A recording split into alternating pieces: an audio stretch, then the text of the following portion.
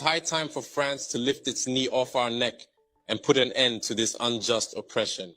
Centuries of misery, human trafficking, colonization, and neocolonization have caused immeasurable suffering.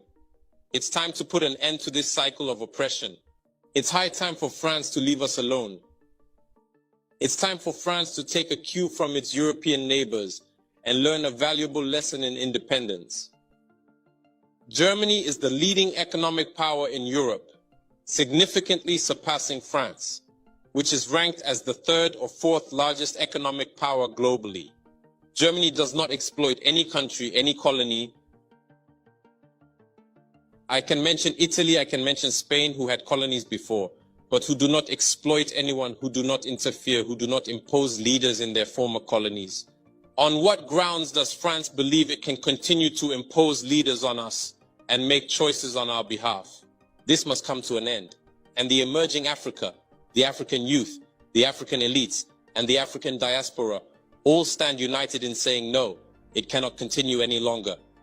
France's hypocrisy is evident and pervasive in daily life. Let's examine the cases of Mali and Chad as prime examples of this hypocrisy.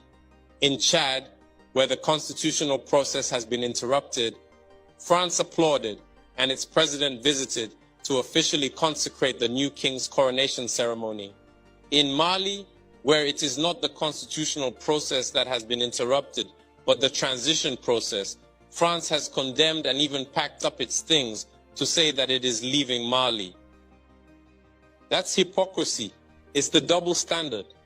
It is the double language that France employs in its dealings with Africa.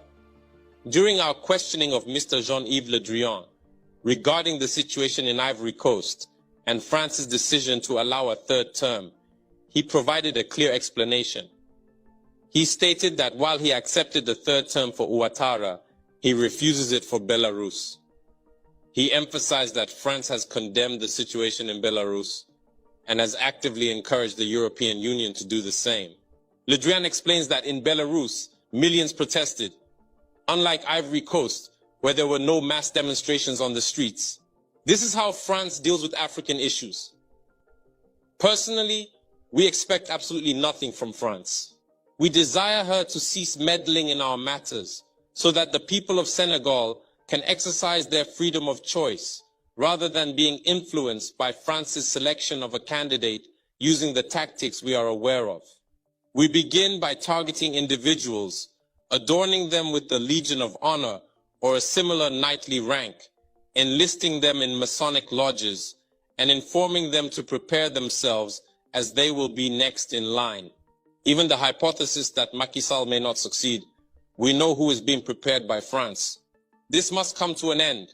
It will not occur in this manner any longer. Let's be clear. We have absolutely nothing against the French people. In France, both political and citizen voices are rising to hold and express the same discourse as the one I am currently presenting to you. For example, the deputies, such as Mrs.